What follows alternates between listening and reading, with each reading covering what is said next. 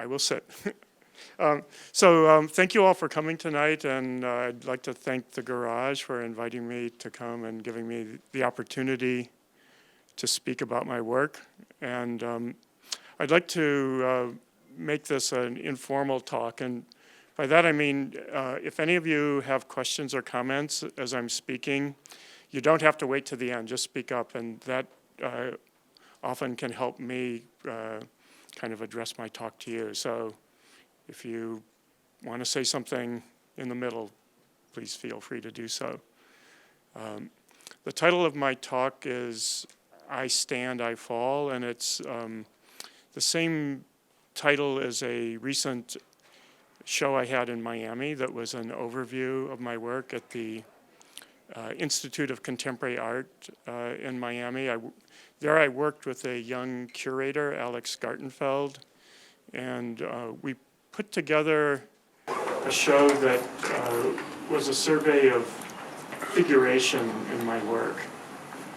So on one hand, figuration could mean a kind of conventional realism, but Alex and I also wanted to look at ways in which I used figuration as a kind of ideological and rhetorical platform.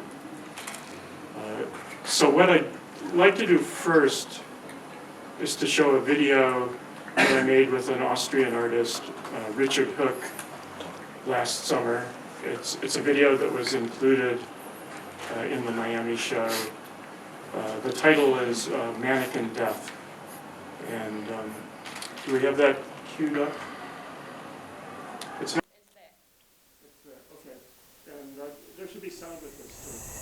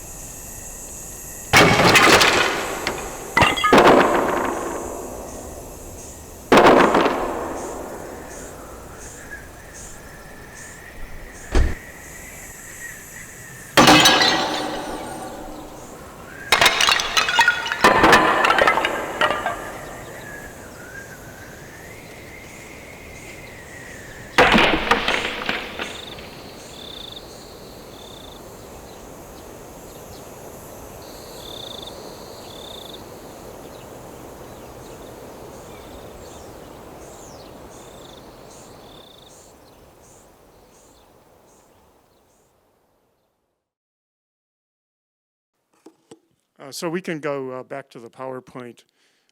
This was a work that actually came out of another work that Richard and I had started working on 2 winters ago. And Richard had taken some mannequins up into the Alps near Innsbruck and was doing a photo shoot with them. and one of them started to slide off the edge of a cliff, and he immediately reached to grab it, and then realized that he could have fallen over the side as well. So we started discussing that and what to do with that. And we came up with the idea of shooting this video. And one of the things we talked about was Immanuel Kant's notion of the sublime. So a very kind of paradigmatic notion of aesthetics. And if you contrast the sublime to the beautiful is merely pleasing, where the sublime is supposed to, according to Kant, have an element of something that's overwhelming or threatening. And Kant even gives the example of standing at the edge of a precipice. What we felt we were doing in part with this was to actualize the threat, the implicit threat of the sublime, and by doing so, to turn it into something different, to kind of make good on that overwhelming feeling. Why is it overwhelming? Why is it threatening? But for the purposes of this talk, and one thing that Richard and I didn't discuss is the notion of vertical versus horizontal orientation. So a vertical orientation is a signifying stature, and a horizontal one is the opposite. It's a non-signification, or something that, well, one way to describe it would be an opposition between figure and ground, to use conventional English terms. So, do I have a control for this?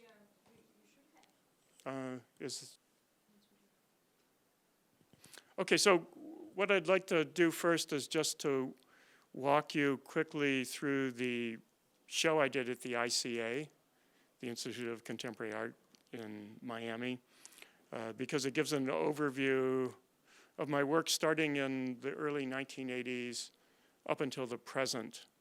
And then I'll go back and I'll talk about some of the concepts that I was working with. Anyway, this is the ground floor of the ICA, and what we did was to produce a labyrinth or a maze out of mirrors. And in the center was another work that was a figure. And it was a figure either composed of fruit, or one could think of it as kind of decomposing. And with this fruit motif, one of the things I was playing with was a sense of abundance, but also too much of a good thing. And when abundance turns into something grotesque. And one way I see this as a kind of defiguration.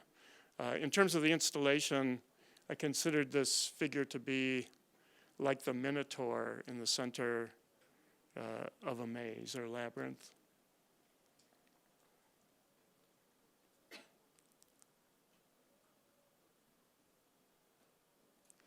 This was the first room of the exhibition, which actually isn't my earliest work, but for many people, it's my most recognizable work, and it's work that revolved around a kind of brown impasto motif that I intended to be a provocation, and that it was meant to refer to or to conjure up some sense of excrement or shit.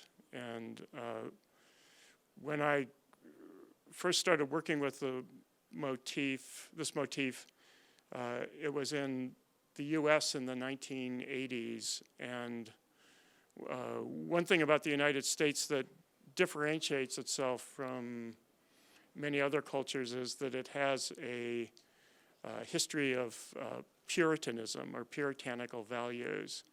It's much less so now than it was at that time, but sometimes the response I got from my work, which was simply a kind of heavy texture, like you see here, painted brown, some people actually came up to me and said, I hate to tell you this, but your work makes me physically ill. And to me, it was just a very mild kind of provocation, but it was also this kind of puritanical, if you're not familiar with puritanical values, I'm not sure exactly how to give a good sense of them, but it's sort of a sensibility that's very moralistic, very easily shocked by the body, by sexuality, things like that. So I was, with this work, trying to work against the grain of that ethos in the US. And perhaps for that reason, my work received serious attention first in Germany rather than the US, Germany being a country without a kind of puritanical tradition. Here's a close-up of two of the works in that room. This small one, which is like a brown letter I, that also looks like a small column, is titled I, a Man, which is also the title of a film by Andy Warhol. And it too goes to this issue of upright stature. This piece almost connotes the opposite, a small house that's a ruin where the rubble or the debris from the house is far much more than, in a far bigger quantity than the house could have ever been. So I thought of this piece as being a little bit about guilt in some way. Then this room goes back to some of my oldest work, and some of this work was never shown previously, these graphite drawings, which I did around 1980 or so. And then they were coupled with paintings. So these works spanned probably 10 or 15 years altogether. So there was a mix, I guess the way the show was organized, it was a mix of chronology and medium, roughly.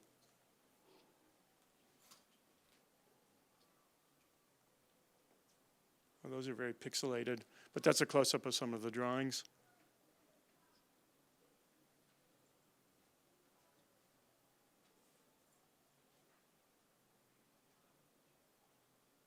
I'll talk more about these later. And then, actually, I'll come back. These are some of the Brown works that came out of that Brown impasto trope. So they include this kind of tower that's called Back on Your Heads and 3 reliefs. And then the gold works I did after the Brown. And it was some 10 or 12 years after I had done the Brown works. And they're similar to work that's on view here.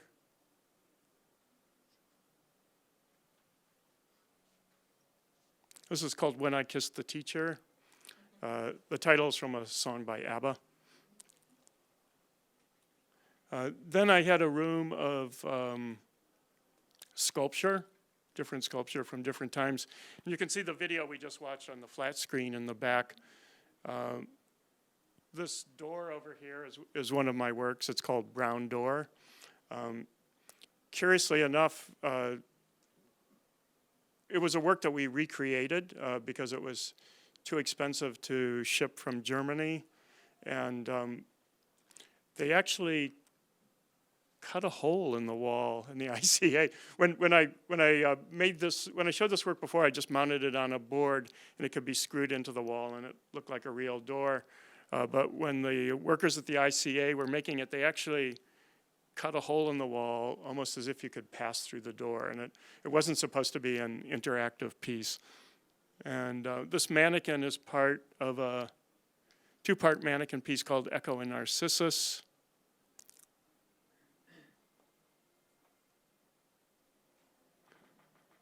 This is another mound-based work called Come Home This World.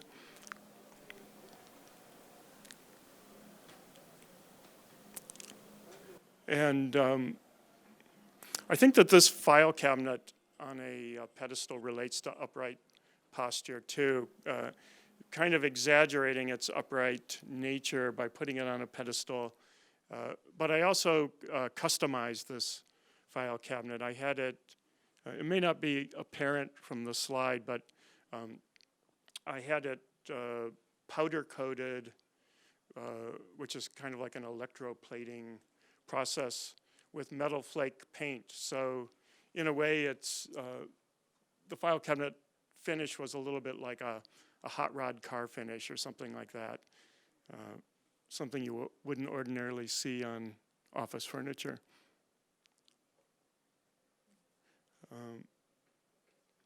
This rug says no. Some people read it as on, which I suppose you could look at it that way. But mostly this room featured paintings I did based on images of people crying on reality television programs. And then it was coupled with photographs from an ongoing series I have worked on since 1994 called The Middle of the Day, where I shoot photographs of conceivably anything between the hours of 12 and 2 in the afternoon. Here's some close-ups of some of the images.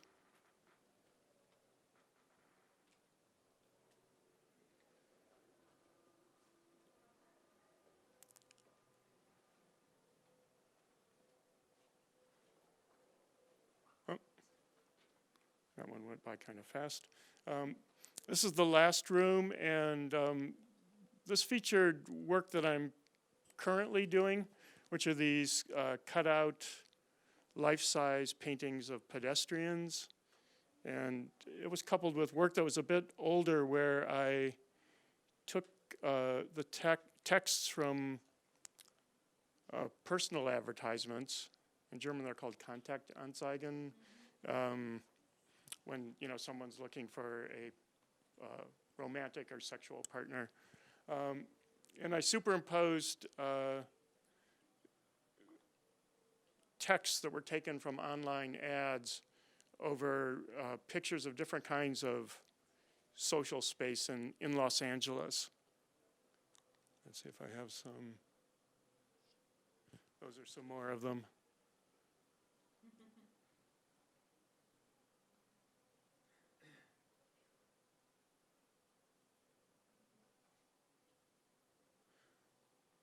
Okay, so now I'd like to say a little bit about why I've done what I've done, and what brought me to my to this particular approach to figuration.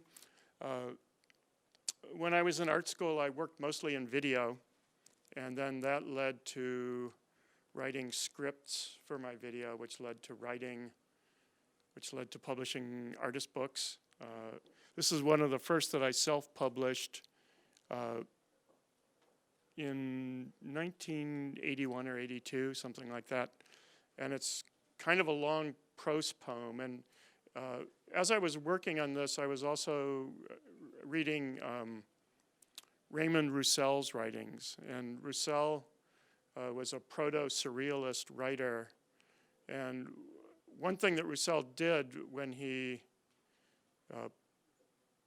it actually wasn't his first book. His first book, part of the story that's intriguing about Roussel was he was an independently wealthy man, a dandy, and he self-published a first novel that he worked very hard on. And after he published it, it was either ignored or it drew very bad reviews, and it led to a mental breakdown.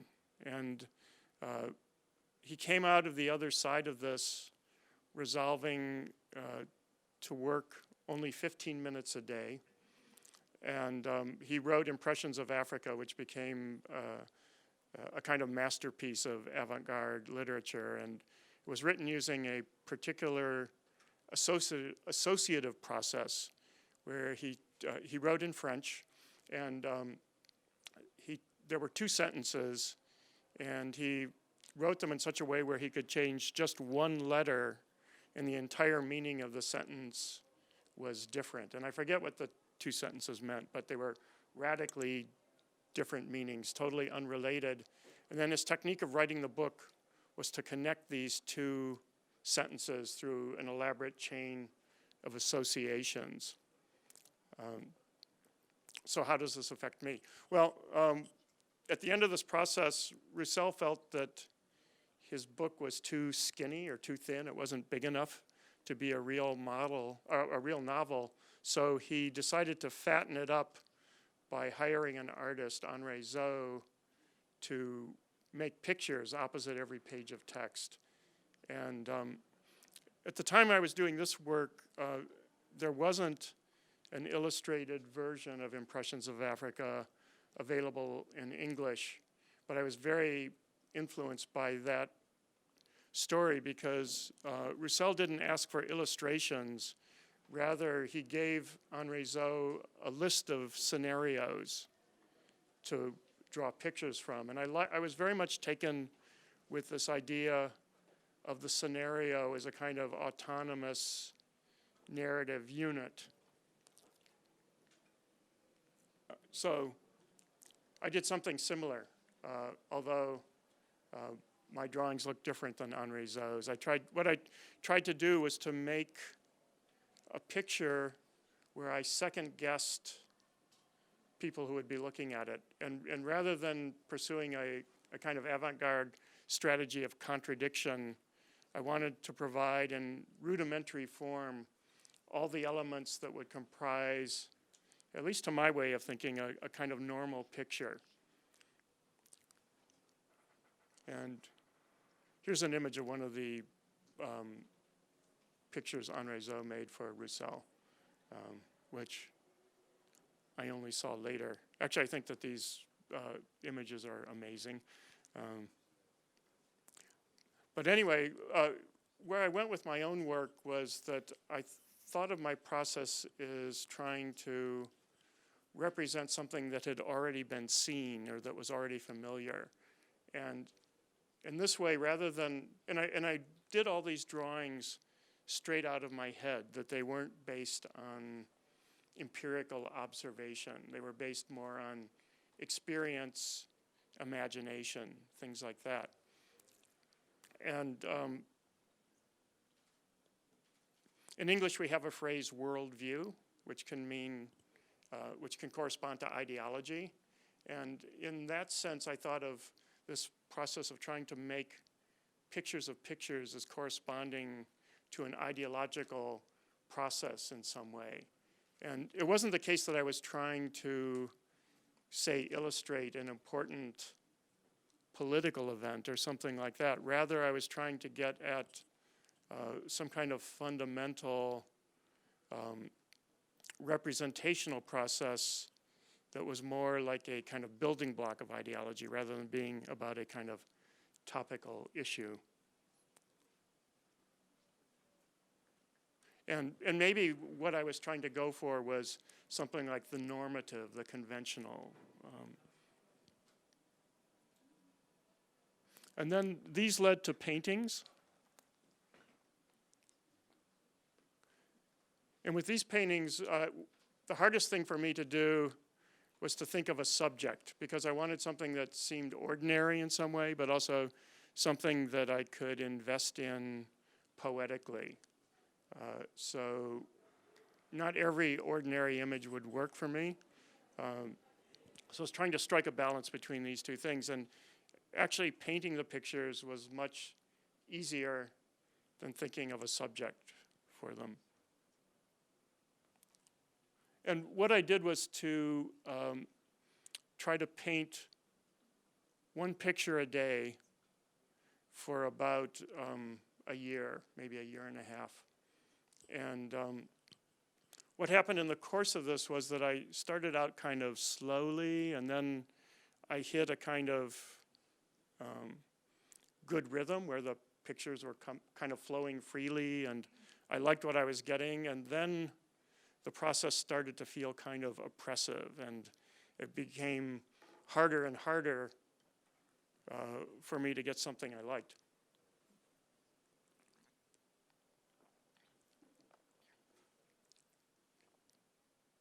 Oh, wrong way.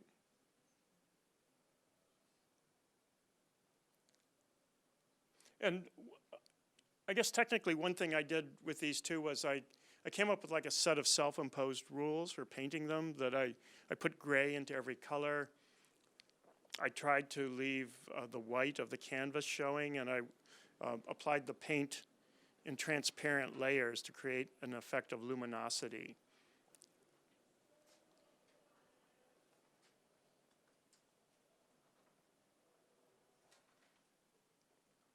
And then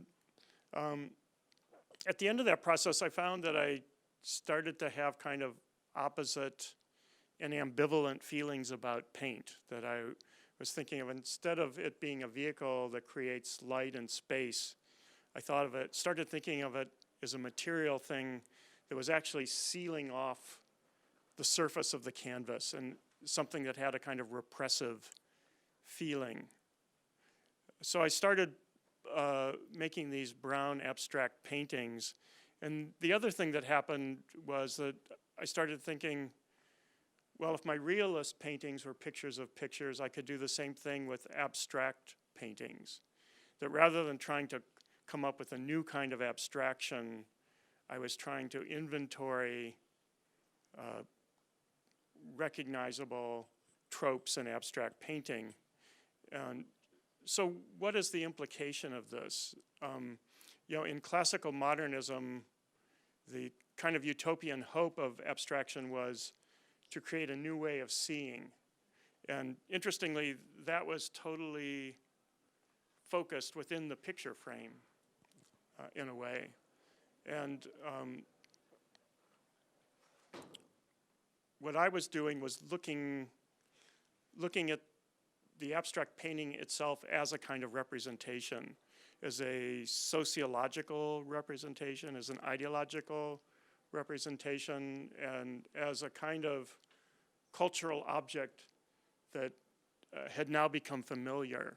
And in some ways, this was in line with, well, it's a shift that happened, I think, in the 1980s, looking at abstraction as a particular kind of representation rather than seeing it as non-representational art. But also it corresponded to some fundamental logic of conceptual art, which was to look outside the frame and to see what cultural and historical and social conditions made the artwork what it is. And maybe a classic example of that would be Hans Hake's canceled show at the Guggenheim Museum in New York, where Hake looked at the real estate holdings of the board of directors. And so he began asking not only what supports the artwork, but what supports the institution that shows the artwork, and how can that framework be progressively widened. And the critic Frederick Jameson, in writing about Hake's work, even said that with that kind of logic, it could expand to the extent of global capital. I wouldn't make that kind of claim for my own work, but I was going in that kind of direction, like looking at the framework, seeing an artwork in a kind of textual and ideological field. So in this particular show, I coupled these abstract paintings, which in some ways I could think of as faux abstract paintings, with paintings that I considered to be a kind of social realism. And that too I thought was artificial in a way. And well, I won't go into that. And I'll go in the right direction. So here's some images of these works. And anyway, one thing I found in painting them was I was working with acrylic paint. So the paintings looked best to me when they were still wet and when the paint had some body. And then after about a week or two, the acrylic paint would dry and flatten out.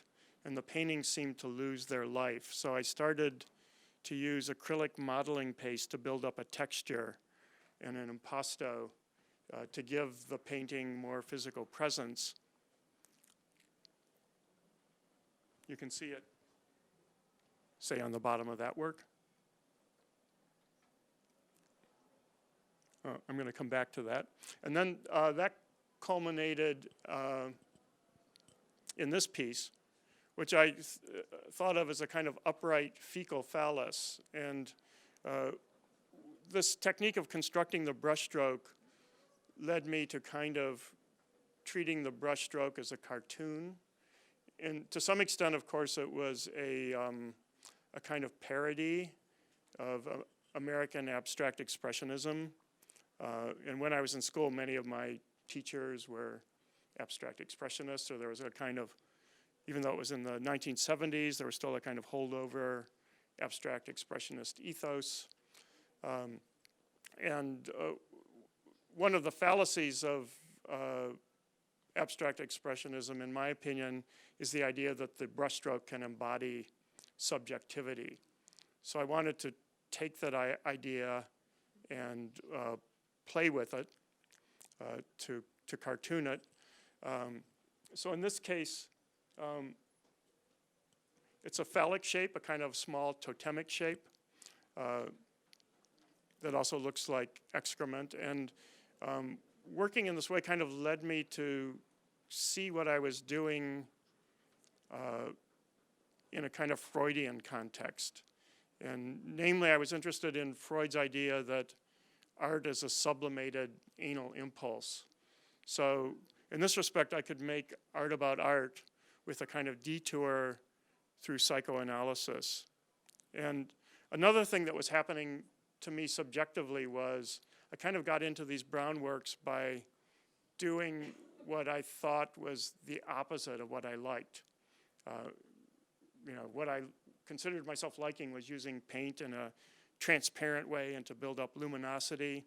And the opposite of that was gunking this brown impasto on a canvas or on a sculpture. But then after doing it a while, I had to acknowledge to myself that it was a more complicated relationship, that I actually, if I was doing it, nobody was like putting a gun to my head and forcing me to do it, that I also had to like it in some way, so that the work was really about ambivalence. It was about both attraction and repulsion. We're back to him. And then a couple years later, after this phallus piece, it led to my first mannequin work, which is called My Friend. And what I did was to purchase a used mannequin, and then I took my clothes and painted them brown and dressed the mannequin in them. So one of the things this implied was a kind of brushstroke coming to life.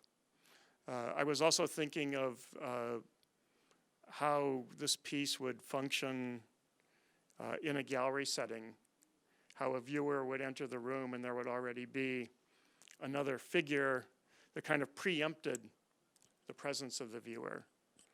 And I thought about it in terms of a kind of cinematic device, the over-the-shoulder shot where the camera's behind a character and it establishes the point of view or the subjectivity of the character.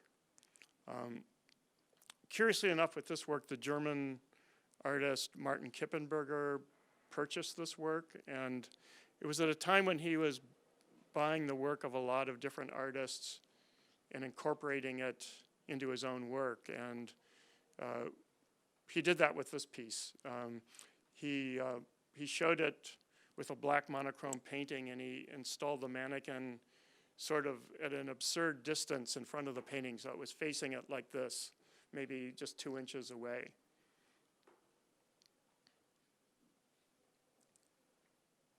Anyway, I just wanted to make a simple point about Jackson Pollock's work, that going back to this like idea of vertical and horizontal axes, that Pollock produced his work as a kind of ground on a horizontal orientation, and then displayed it vertically. And here we have, in fact, the figure of Pollock in front of his own painting. So it went from a kind of non-signifying to a signifying axis in the process of producing this work.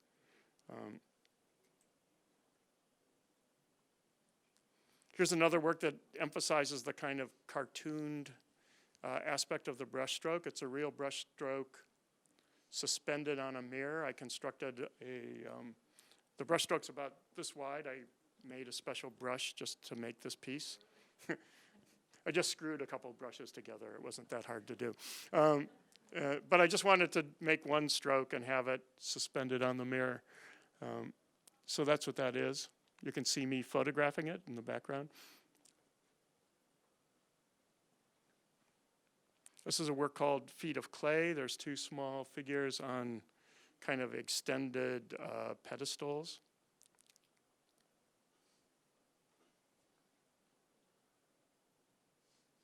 And then this goes back to the horizontal axis. This is called, there's a figure in this work that becomes a kind of landscape. Sorry, the image is so low resolution, but the head is at the left and the feet are at the right.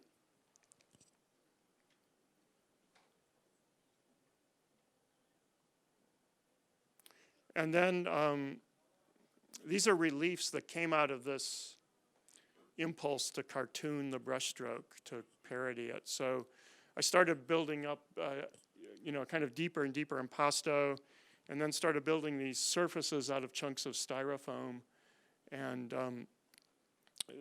I suppose they have a kind of cubistic logic in that it's not clear what the orientation is, whether this could be like an overhead view of a landscape, whether it would be a vertical landslide, but there's kind of multiple facets, and then I added a few objects to these works in no particular relationship to each other.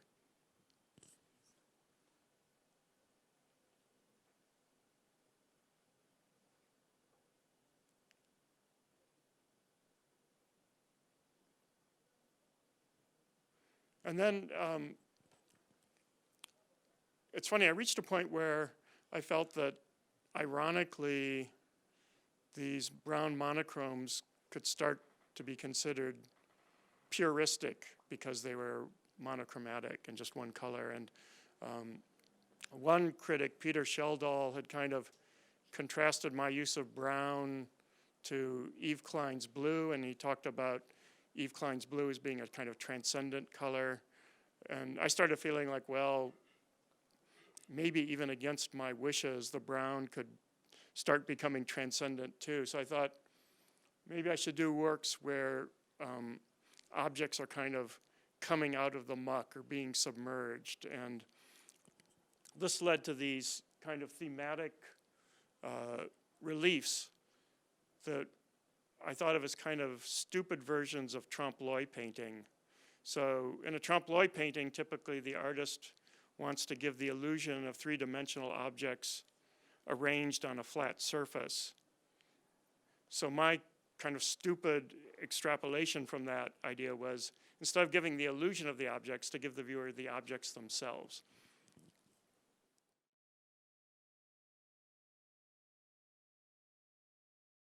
So this one's called the Dowdy set. It was about the body and aging and things like that. And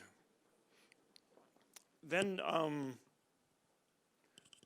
maybe 10 or 12, I forget how many years went by, a good bit of time went by, and a friend of mine who's an independent curator, Robert Nickus, was putting together a show with the artist Walid Beshti at PS1 called The Gold Standard. And I had done one or two gold works back in the 1980s that I saw as counterpoints of my brown impasto works. And one way I thought about them was again via Sigmund Freud, where Freud once wrote that in dreams and in the unconscious, gold can represent feces and vice versa.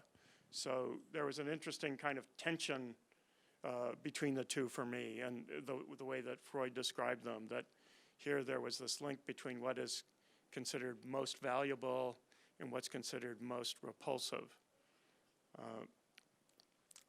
Anyway, I had done like a small gold phallus that was similar to the brown one I showed before. And based on that work, Bob Nickus and Walid Beshti asked if I would make new works for the show they were putting together. And I was really reluctant to do so because leafing is such a labor-intensive process. And after I'd done a couple gold pieces, I was just glad to be done with them and to move on. But I agreed, and I have a kind of dialogue with Bob Nickus where he often suggests ideas for works to me, and I'll do them. And he's a great source of ideas, actually. So I made these small reliefs for the show, and they weren't so remarkable. But as soon as I made them, I thought I can do better than this, and it became clear to me that making these gold pieces was, in a way, it relates to the fruit, that it was about like this kind of overabundance, a process of accumulation, about a kind of excess sensibility, and a kind of Baroque sensibility. And, well,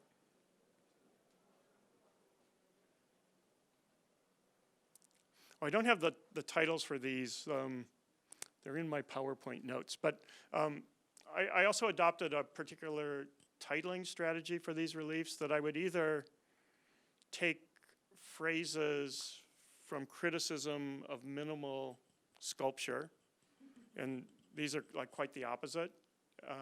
And I would take these phrases and reapply them to my own work. So in a way, I was kind of appropriating the words of critics and using them as sort of material for my work. So an example of that would be a certain superficial somberness, or, well, half of them were titled using these phrases from minimalist criticism, and then half of them I titled after soap operas.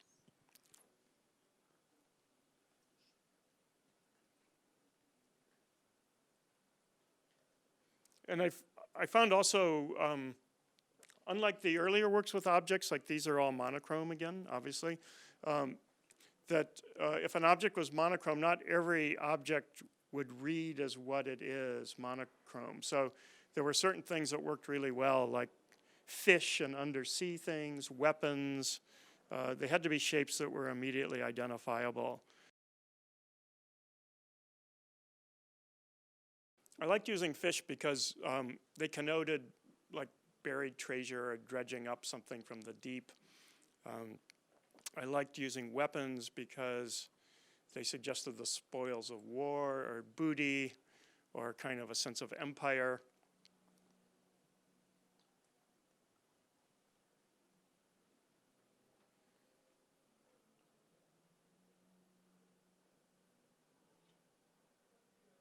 And then these culminated in a ruin work, very much like what's on display here. This is a drawing that I used to plan the work. I use this 3D modeling program, Google SketchUp, which allows you to design things really quickly. And then it became this. And what I wanted to do was to make a kind of fake ruin. So I was interested in the ruin motif because it's the kind of paradigmatic allegory. And the title of this piece was A Refusal to Accept Limits. And I titled that way because the ruin is an allegory of hubris or human ambition, and the aftermath of that, like what happens when plans go astray, when some kind of project falls apart. And so I wanted the ruin to be that, but then also I wanted to put kind of garbage and junk on it. And I thought of, like, one scenario I had in mind was kind of teenagers having a beer party amidst the ruins and leaving stuff behind.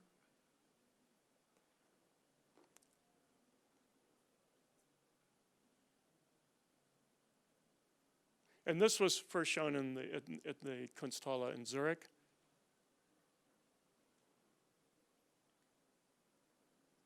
I actually kind of like this minimalist element. But one thing I wanted to point out, one thing that's kind of central for any kind of representation of a ruin is a column on its side. So that again goes back to the vertical horizontal opposition I was drawing.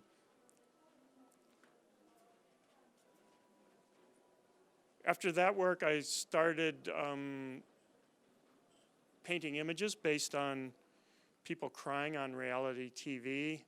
And I was interested in that particular moment because after reality TV established itself as a genre, it quickly became apparent to viewers that it wasn't really about reality. It was a kind of reality structured as a kind of game or competition. And the supposed last kernel of reality was the breakdown of the egos of the contestants, represented by crying. But even that, in time, became like a kind of skill that contestants could learn. They could learn how to cry on cue for the camera. And obviously someone who was like a kind of stoic individual wouldn't do well on a reality television program. So anyway, these were all based on found images, or images that I looked for. That's how I found them.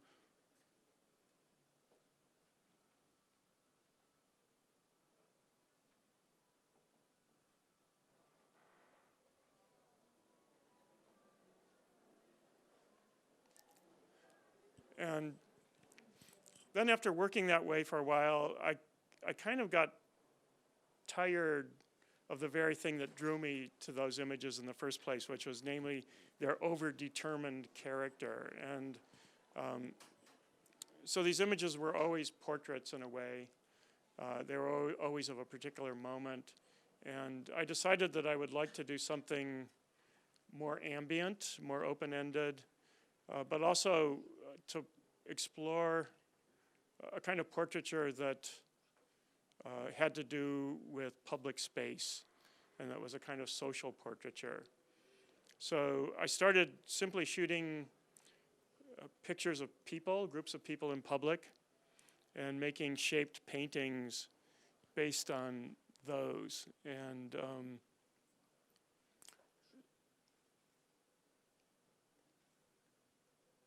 one of the things that I suppose interested me about this, not only the upright stature of the pedestrians, but also the kind of readability and the kind of semiotics of meeting another person in public space and encountering other people in public is a kind of situation where you have to make decisions about the other person based on very superficial information.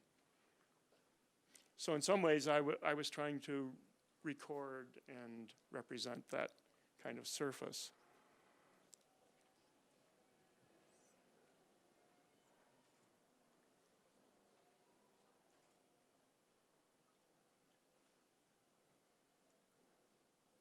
And then these, of course, have a certain relationship to social realism, but of course they differ in many ways. On the one hand, I go into these not seeking to idealize or demonize the people I'm painting. They nonetheless tend to fall into types. Oftentimes it's office workers on lunch break, tourists, shoppers, and the presence of commodity culture and brand names is in electronic devices is very present in these groupings of people.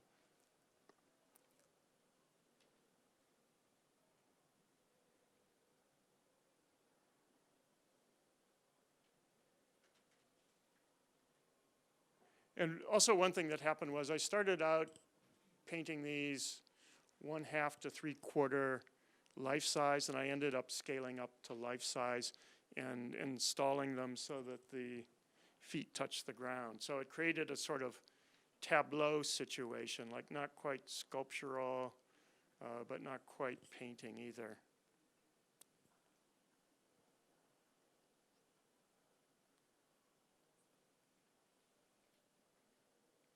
And then this is an image, an installation shot of a show I just had in Los Angeles back in April. And the title of the show is Relations in Public, which was actually the title of a work by an American sociologist, Irving Goffman.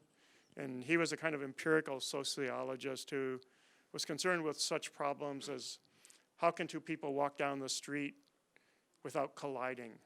You know, so how do they communicate with each other in this kind of almost subliminal,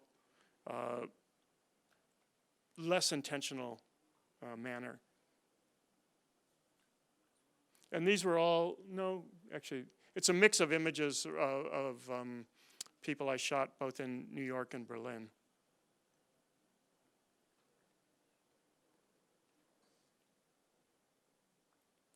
And I wanted to just cite a couple influences on my thinking about stature and representation. And one would be Gilbert and George. This is their piece, The Singing Sculpture. And one thing I like about Gilbert and George's work is that they take this kind of default, de facto behavior of just standing up, and it becomes kind of self-conscious and even slightly absurd in their work. And here it's also interesting, I'd forgotten that they also put metallic makeup on themselves to do this piece.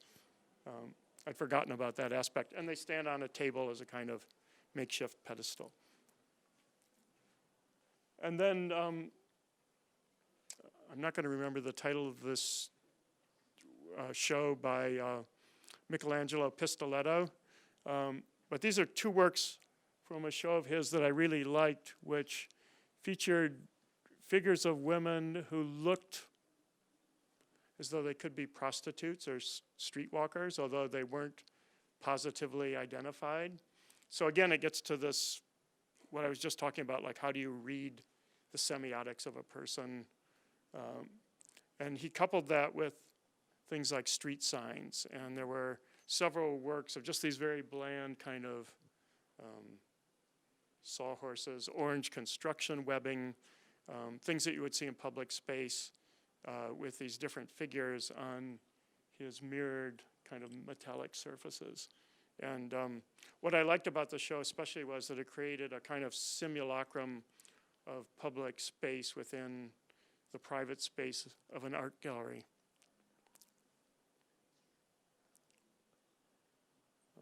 And then here's just some images of my works in the Los Angeles show.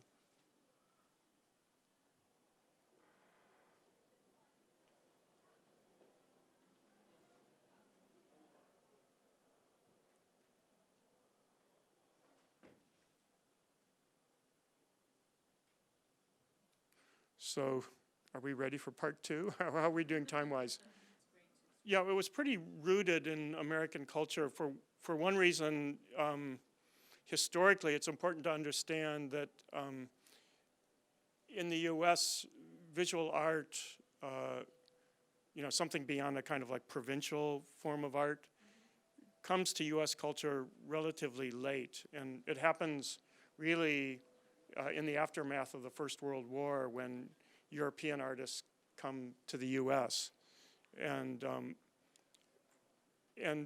one can compare visual art to literature in the U.S. And very early on, the U.S. had world-class writers. 100 years before the First World War, the U.S. was producing excellent literature, but visual art was a different story, and it really was something that was imported from Europe and then took root in the U.S. And then what happened after the Second World War was a period when New York, for the first time, saw itself as an art capital of the world. And this coincided with the rise of abstract expressionist painting. And it was, well, maybe I can get into that a little bit. But there was a lot of, and it's one reason why I was talking about ideology and looking at the representation of works, not just as windows through which you see things, but as cultural objects that are placed in a historical and social context. And so when I was in school, there was, of course, like a holdover kind of abstract expressionist ethos, mostly from like teachers who I didn't want to work with, but nonetheless, I have to admit it, like it was there and I was influenced by it. And really the teachers who I did want to work with were more conceptual artists. But they were not teaching, or they were not teaching by that time, or like? No, they were, but it depends on which institution. Mm-hmm. So where I did my graduate school work at the California Institute of the Arts, which is outside of Los Angeles, there they were very much teaching. Yeah, we were representing Baldessari in 2013. Pardon me? We were showing an exhibition of John Baldessari in 2013. So Yeah. I think that he was teaching there. Well, it's funny because, just to make that more precise, I did my undergraduate work at the Rhode Island School of Design, and there, it wasn't even like a good academic painting program range. It was like this very kind of provincial lyricism that, in my opinion, didn't connect to anything. So after my second year there, I left. I went to Cal Arts and started sitting in on John Baldessari's classes. And he influenced me quite a bit. But it was also at a time when the school was going bankrupt, because the school was funded by the Walt Disney Corporation. And the school began in a kind of chaotic way where it had no professional administration. Artists ran the whole school. And Diane Disney, Walt Disney's daughter, was pumping thousands of dollars into the school every week. And artists were going out and just like buying whatever they wanted. And it was kind of this sort of utopian period. But after a certain point, Diane Disney said, like, well, what are we getting out of this? And there was an animation department at the school, but it wasn't character animation. It was more like film graphics, like so more like closer to structuralist film or something. So the Disney Corporation was getting nothing out of all this money it was pumping into the school. So it started holding back funds, and it made a set of demands to put in a professional administration and to create a character animation department that was like a sort of group of students who had almost nothing to do with the rest of the students in the school. It was like a kind of like an independent cell. So I ended up going back to the Rhode Island School of Design, studying video, and then coming out to Cal Arts after it had been reorganized, because I couldn't afford to pay the tuition without financial aid. So I went back as a grad student and continued to work with John Baldessari, also Michael Asher. And when I was out there the first time, I also saw Yvonne Rainer's work. I don't know if she's well known here, but she's began as a kind of minimalist choreographer and dancer, then became one of the foremost independent filmmakers in the U.S. And I saw her film About a Woman Who, which sort of was on the threshold between dance and film. So it was as much choreography as it was film work. It's an amazing It's an amazing film. I'd never seen anything like it before, so for me it was kind of mind-blowing. And yeah, when I was out at CalArts as a young student, the first time, the problem for me was that I was overstimulated. I was seeing all this new current things, and it was actually good that I couldn't stay out there. Like I went back to Providence, Rhode Island. I was able to digest these ideas and work through them slowly and then come back out for graduate school. But I think what happened eventually was that the education model that was pioneered or kind of defined by CalArts has now become like the dominant model in American art education. And well, maybe to say a little bit more about education in the US, like the first, it really, graduate programs in art begin after the Second World War. So it corresponds with the rise of abstract expressionism. And Yale University was one of the first schools to have such a graduate program. And it was very much structured by Joseph Albers. So there was a kind of Bauhaus model of instruction and learning that was carried over from Germany to the United States. And there were certain Bauhaus ideas that were kind of precursors for the teaching at CalArts. And probably the most radical teacher at CalArts was Michael Asher. And he would just simply walk into class and just say, what are we going to talk about today? And when I studied with him, he was brand new to the school. There were only about 4 or 5 of us in his class. And not all the other students were big talkers, so sometimes there would be like a 10 or 20 minute silence. But he was very hardcore, and he wouldn't say anything. Like his whole principle was to make students articulate their own position. So rather than, the more conventional model of students copying the work of the teacher, he wanted to break that and not give anything that could be copied in a certain way. And one could go on and critique that approach and say, like, well, how does this notion of like the subjectivity of the individual student square with a school as a kind of apparatus? And could that be seen as a kind of subjectification process? It's something I've started to write about in some of my criticism. But for whatever drawbacks this model had, I think it was a definite kind of breakthrough in the way art was taught in the US at the time. And it's a model that's held on now for quite a while. I think we may be due for something new. Although I don't know, I can't prescribe what.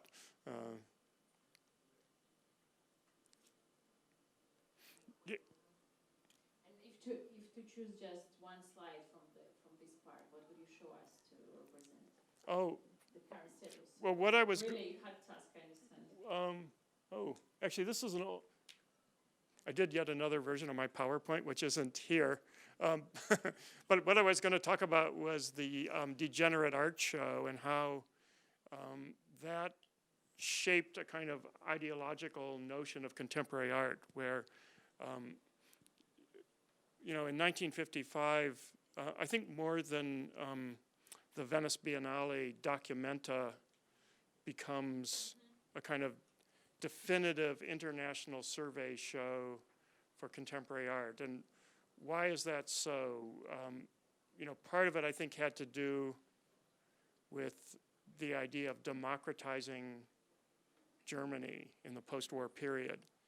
And, on the one hand, the Nazis mounted the Degenerate Art Show, which, based on images appears to have been a pretty good show, really. But I think people drew the conclusion that because art was censored under a totalitarian government, that art could produce democracy, which I don't think is really the case. I don't think that art is powerful enough to do that, but it's become a kind of something that legitimates nation states that aspire to a liberal democratic status. And I think for that reason we see in the wake of Documenta a profusion of biennials, a kind of whole biennial culture that's become globalized. So it has to do with like a political, cultural process of legitimation that contemporary art is tied into. Okay, so we check the audience finally. Есть ли у кого-то вопрос, дорогие друзья? Да, конечно, конечно. Thank you.